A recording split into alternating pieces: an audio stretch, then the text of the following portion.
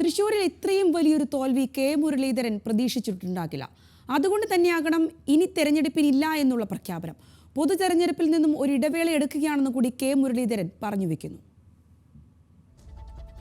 കോൺഗ്രസ് സംസ്ഥാന നേതൃത്വത്തോടുള്ള അതൃപ്തി പരസ്യമാക്കി തന്നെയാണ് കെ മുരളീധരന്റെ തെരഞ്ഞെടുപ്പിന് ശേഷമുള്ള പ്രതികരണമെത്തിയത്. വടകരയിൽ നിന്നും തന്നെ തൃശ്ശൂരിലേക്ക് എത്തിക്കാൻ കാണിച്ച ഉത്സാഹം തെരഞ്ഞെടുപ്പ് പ്രചാരണത്തിനായി കാട്ടിയില്ലെന്നാണ് കെ മുരളീധരൻ ഉയർത്തുന്ന പ്രധാന പ്രശ്നം. പ്രവർത്തനത്തിലെ ഏകോപനമില്ലായ്മ നേതൃത്വത്തെ അറിയിച്ചിട്ടും നടപടി ഉണ്ടായില്ല. മുതിർന്ന നേതാക്കൾ തനിക്കായി തൃശ്ശൂരിൽ എത്തിയില്ലെന്ന പരാതിയും മുരളീധരനുണ്ട്. ഒരു പ്രയാസം എനിക്കുള്ള മറ്റൊന്നുമല്ല.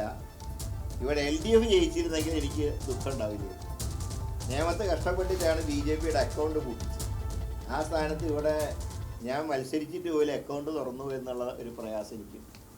DK ശിവകുമാർ മാത്രമാണ് തനിക്ക് പ്രചാരണത്തിനായി വന്നത്. സുരേഷ് ഗോപിക്കാകട്ടെ പ്രധാനമന്ത്രി അടക്കമുള്ളവർ പലതവണ വന്നു പോയെന്ന ദുഃഖവും മുരളീധരൻ പങ്കുവച്ചു. കോൺഗ്രസിനെ പഴിചാരുന്നുണ്ടെങ്കിലും ഒരിക്കലും പാർട്ടി വിട്ടു പോകില്ലെന്നും കോൺഗ്രസിനൊപ്പം ഉണ്ടാകുമെന്ന് പറയാനും മുരളീധരൻ മറന്നില്ല.